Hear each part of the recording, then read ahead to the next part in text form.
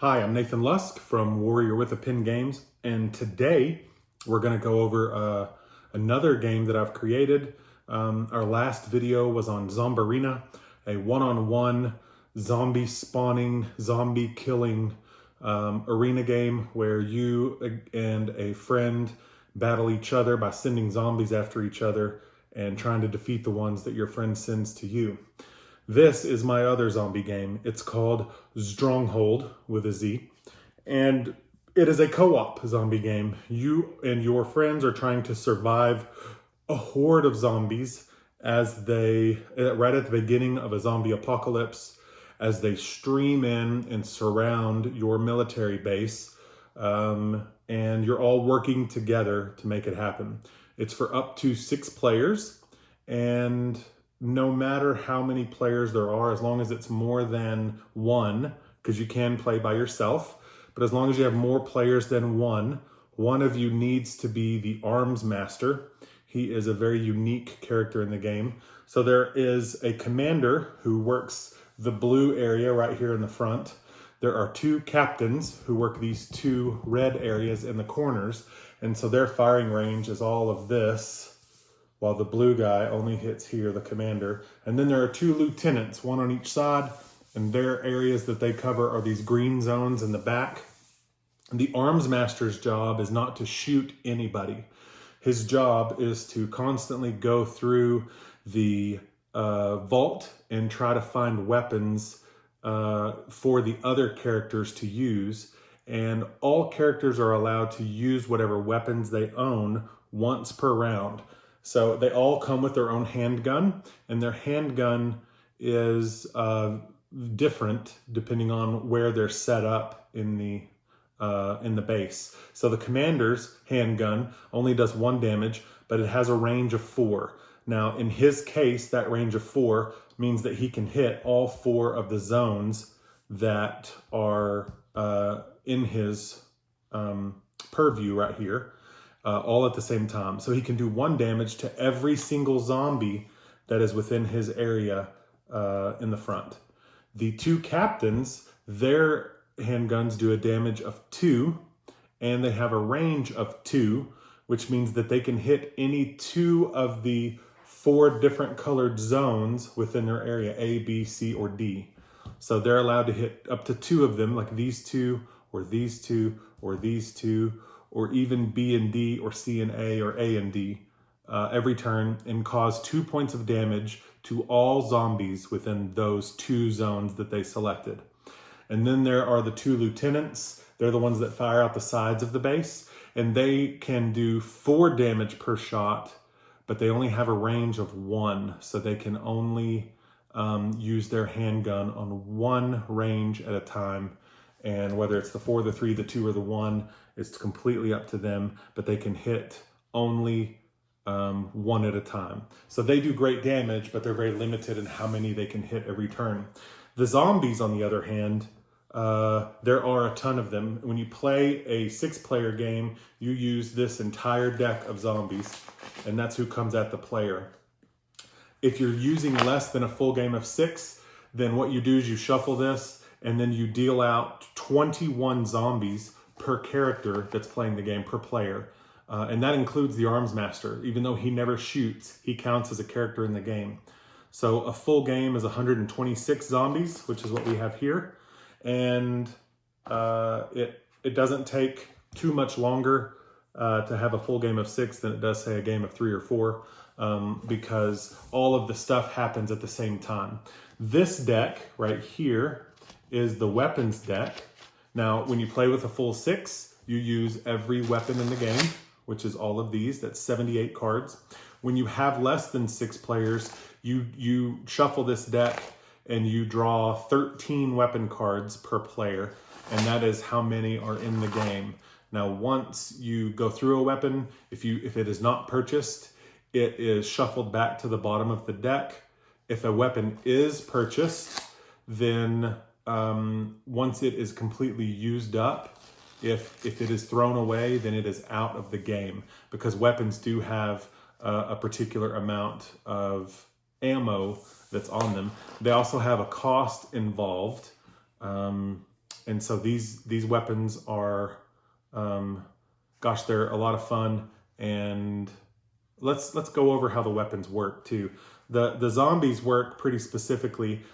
Each character takes a zombie card every turn and has to put a new zombie into their zone, but the zombie card tells you which part of your zone it will go into. So this particular zombie has 8 health.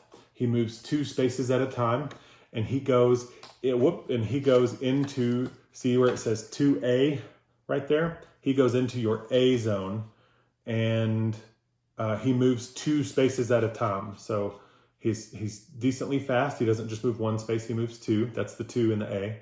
And then the A tells you what zone he starts in. So if this zombie were drawn by this captain, he would start on the off-colored square in the A zone, and then he's allowed to move 2 spaces closer to the base every turn. Once a zombie ends a turn touching the base, that zombie causes 1 point of damage to the base at the end of the turn if he's not dead.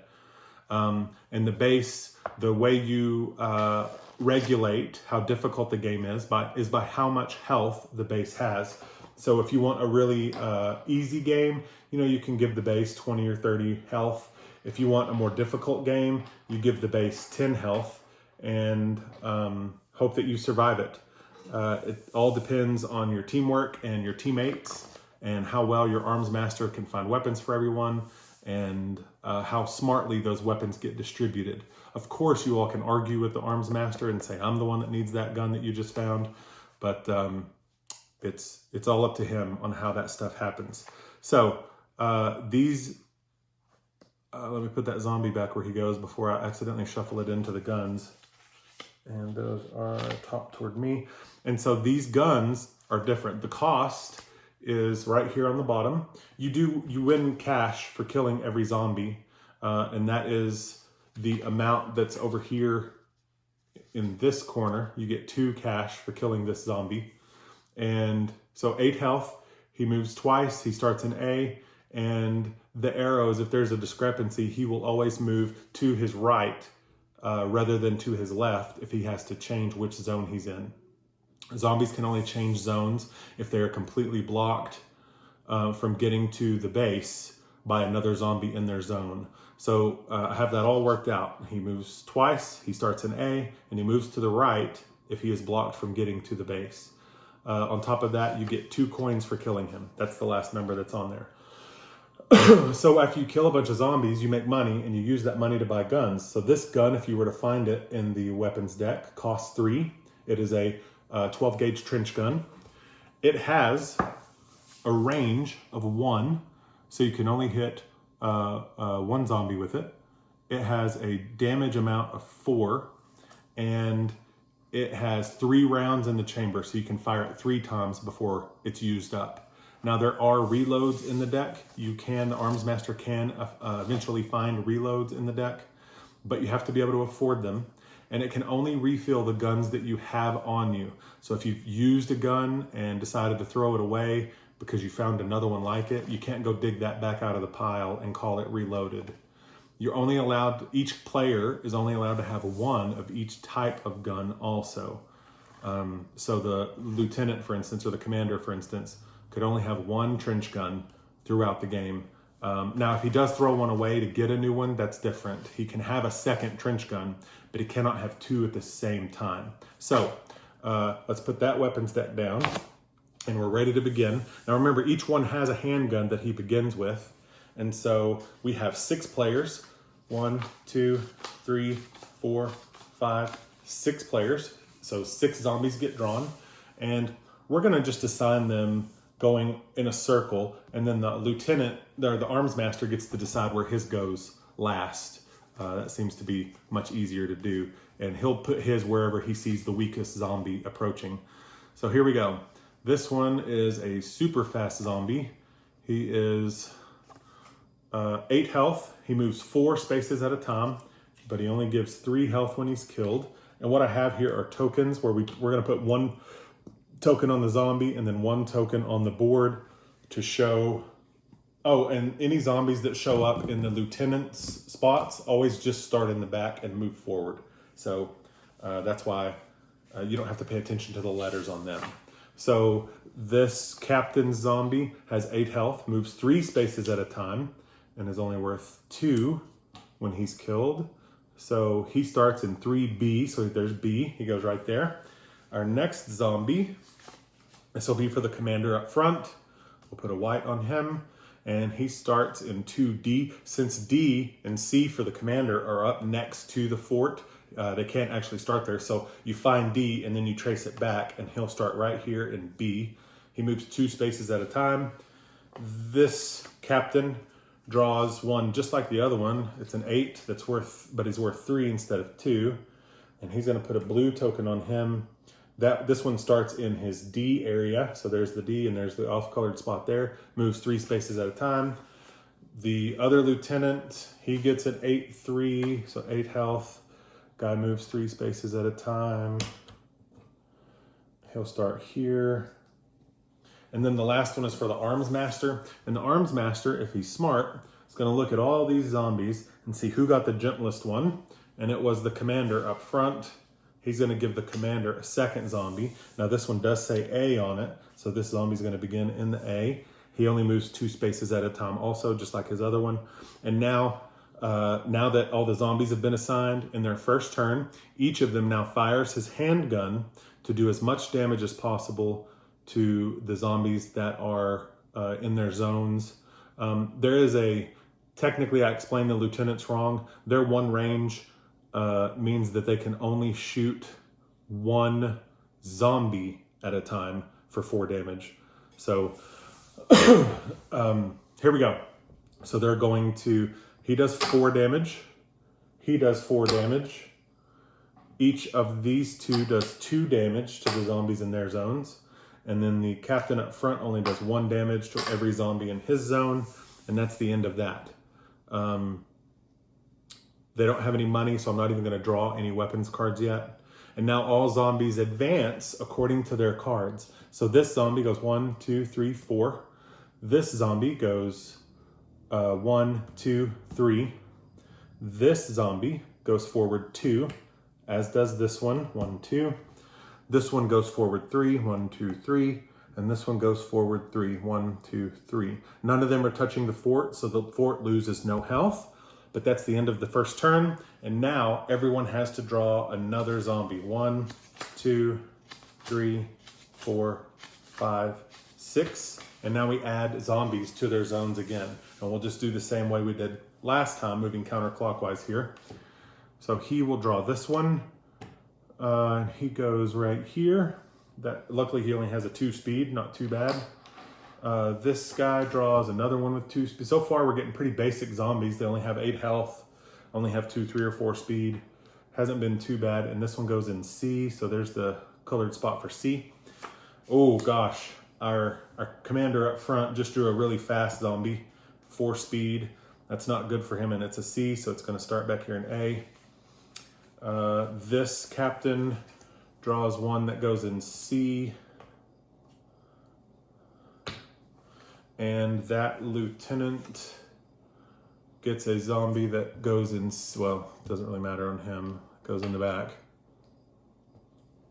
And then our arms master draws another one that is pretty slow. I'm thinking he's probably going to add this zombie to one of the lieutenants because they tend to kill zombies faster with their handguns. So there we go. And now everyone takes their shots and does as much damage as possible to the zombies in their zones. So let's start with him. This lieutenant will go ahead and do 4 more damage to the zombie that was in front of him, and that finishes off that zombie. The arms master will collect that zombie's 3 coins here in just a minute. But that was his only shot. Remember, he only gets to hit 1 zombie at a time.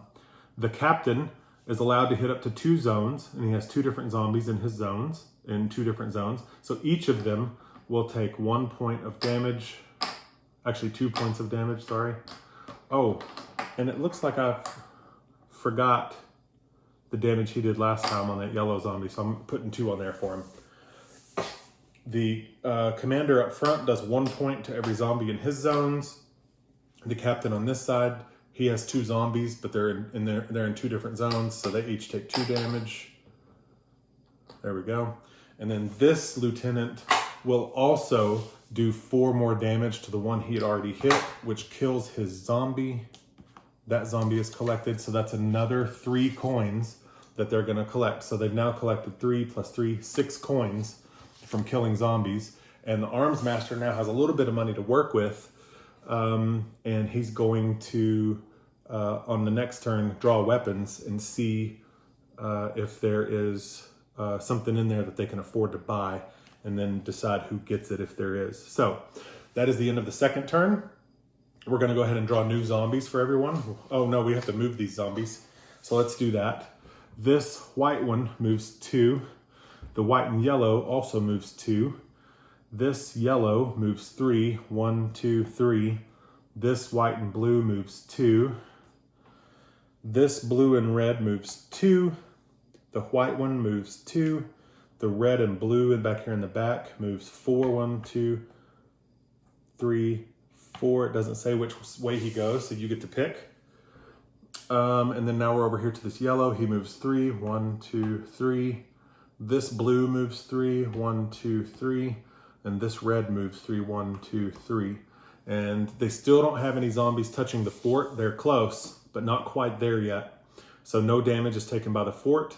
And now each one of them draws a new zombie. 1, 2, 3, 4, 5, 6. Put one back. We'll assign their new zombies. Uh-oh. It's gonna get more difficult here. So this zombie is right there. This captain drew a zombie who's slow. He only moves 1 space at a time, but he has 24 health. That's gonna be a pickle for them to get out of. And he comes in A. So now he's got his zombies split among 3 zones, and he can't fire into 3 zones. He can only fire into 2. So it's gonna be difficult for him. Oh, there's another tough zombie too. This one isn't 24 health, it's 18, but that's also gonna be more difficult. And he comes in C, so good. He's in the same zone as another, so this captain can still hit all 3 of his zombies since he's allowed to hit 2 areas at a time. And then, I skipped the commander. Let's give him the next one. It's a really fast one who's not very strong, 8 health, but 4 speed. He comes in B. And then this other lieutenant over here gets an 18 health that only moves 1. He'll go there. And then the last one, who is taken by the arms master. It's a pretty slow zombie.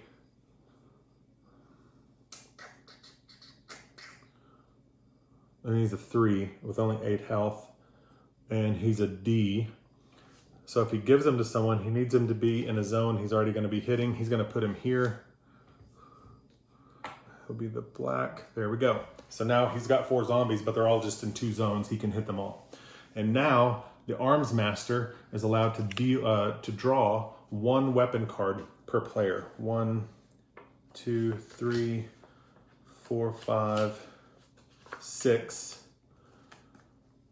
And then he sorts through them and sees if there's anything that he wants. Wow, found a reload. That's not gonna do anyone any good, and it costs 32. It gives 3 ammo to every gun you own. He found a 22 revolver that only costs 1. He found an M16 that costs 6. Oh, we gotta give him his coins. He's made 6 so far. So there are 6 coins. And he's allowed to spend those on guns. We can now throw these zombies away. They will go, we'll just put them right here. Face up, actually. So I remember I've used them already. So he can afford the M16. He can afford a Desert Eagle, which would be really great for these guys. And 2 22s. And the Desert Eagle never runs out of ammo. It's a constant, it's basically a lieutenant's gun that you can give to someone else. That one's really good. It has everything you want. What will we do? What if we give that Desert Eagle to the commander? That seems like a smart thing to do. So we're gonna put it in the middle because the commander has it. Normally, of course, the commander would be another player who would put that in front of them and remember that they have it. Now, and he can't afford any of the rest of these. Well, actually, he could afford a 22 revolver. He'll buy that too, and give that to. Gosh, the commander's the one that has 4 in his zones, and while the captain's got 4 in his also, he's probably going to be able to deal with them okay. The commander also has, well, all of his are weak though. This one's strong, this one's strong. This is tough decision. See, this is the arms master's job, is to figure out who gets weapons. So he's going to go ahead and spend the 4 plus the 1 for this 22 revolver. There they go. All the coins are spent. He's going to give this to the commander also. So the commander now has 2 more guns that he's allowed to fire with. And they're going to put the rest of these on the bottom of the stack so that hopefully they can draw them again later. And now everyone fires all of their weapons, or at least all the weapons they want to fire. And they hit all the zombies that they can with what they have. So this lieutenant, we're not going to use the main rule. We're going to use the optional rule where he's allowed to hit a zone as a lieutenant. So he's going to do 4 damage to that one. He's also going to do 4 damage to that one. So he's not hitting the one in blue back there because he's in a different zone. This captain has to decide which 2 he's going to hit for 2 points. So the yellow one's getting really close. So he's going to go ahead and hit him. And the white and blue one is faster than the red one, and he's already closer, so he's going to hit him as well. He's still 2 points shy of killing the yellow one. He's halfway to the white and blue. This red one is really tough, but he only moves 1 space at a time, so he's got time to figure that out. Hopefully get a better weapon to deal with him shortly. And in fact, that's something he needs to remind the arms master during the turns. Hey, I'm letting this guy go for a little while. I need you to get me a weapon to kill him faster because he has 24 health. The commander now takes all of his shots. He first fires his sidearm for 1 damage on every zombie in all of his zones. 2, 3, 4. And now he's going to fire his 22 revolver. He only gets 1 round of it, and it only does 1 damage in 1 zone. So, he's going to use it to hit... Oh, probably the fast one right here, the white. No, not white. Red on top, blue on bottom. That's the fastest one. He's a 4. This yellow one's really fast too, but he's still in the back. And now he's got that Desert Eagle where he is allowed to fire around and hit everyone in his zones again. 1, 2, 3, 4. And now he's fired all his weapons.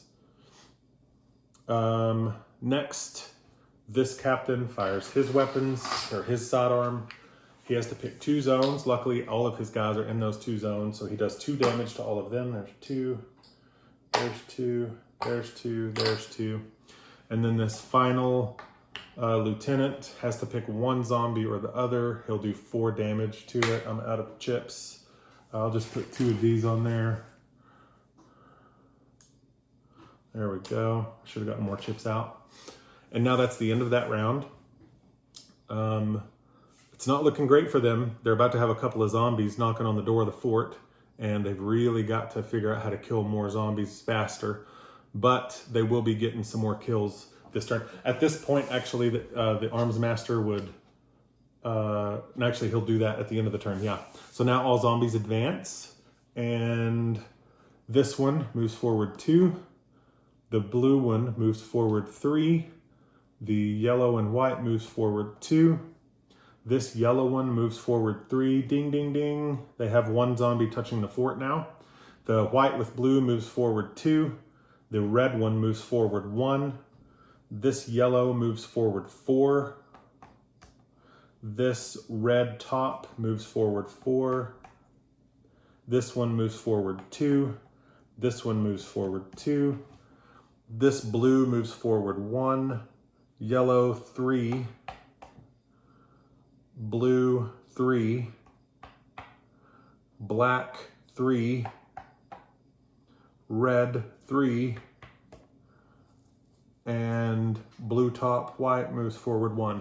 So the fort now takes 2 points of damage. If you're playing with 10 points, you see now that you're very closely surrounded and you'd better start getting rid of some zombies. Normally an average game, you play with 15 to 20 health, and it's still pretty close. It's a difficult game to win, but it does happen. So at this point, they would do everything again. The Arms Master would draw 6 cards, see if there's anything he can buy with the 1 coin they have. And then of course, at the end of this next turn, all of these characters would get some kills and they would actually start making a lot of money. They only need 2 points more health on this one or this one to kill them. And they're both in the same zone. So actually he could kill them both, 2 and 4, and he hits for 4. So he would kill both of them. That'd give them 4 coins. This one is about to die. And that would get one of them off of their fort as well. And then he'd also be able to hit this one, which would make him one turn away from being killed. Good damage here. These guys are still going to be a while. This one's about to die for 3 coins. And this one's about to die for 3 coins. So they're about to, in just this next turn, they're going to make 10 more coins that the Arms Master would be able to use for sidearms for their next turn.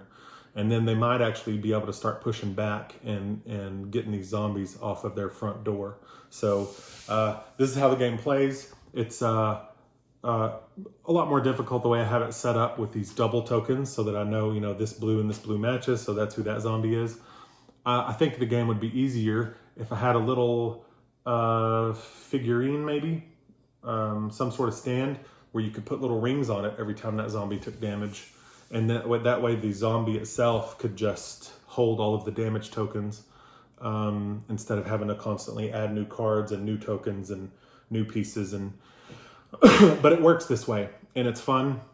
A full 6-player game is a kind of a riot. It's tense, and everyone kind of gets at each other's throats, arguing over, well, I need that gun, but I need a new gun, but I really want that one. I really want that trench gun, or I need the rocket launcher.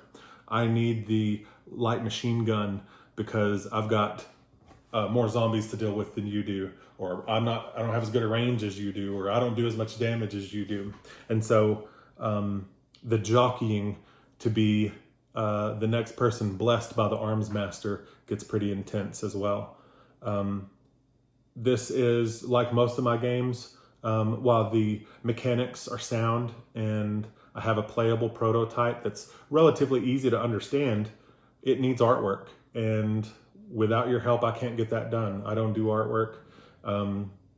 And artists are not cheap. And so to make this game what it needs to be and to put some really engaging artwork on it that makes, that ties the game together and matches the quality of the gameplay, we need to get that funded. And for that, I'd appreciate it if you go check out my Patreon page. See if there's a level there that you can afford. It starts as low as $5 a month. And give it a look and see what you can afford to do. And I'd love to be able to get this game finished, put some nice, clean, really fun artwork on it, and get the game out there and make it available either through Kickstarter or just through the market. Make it available for people to buy so that they can enjoy playing this game with their friends as much as my friends have enjoyed playing it as well. Thank you very much for coming to look at the video. I do appreciate your time spent with me, and please check out my other board game videos. I have a bunch of them already. I'll be making more as the days go by. I've got a lot of games that I have created that just need artwork. So I just need your help. But I appreciate you spending your time with me. Hope you have a happy gaming, and we'll see you again soon here at the gaming table. Have a good one.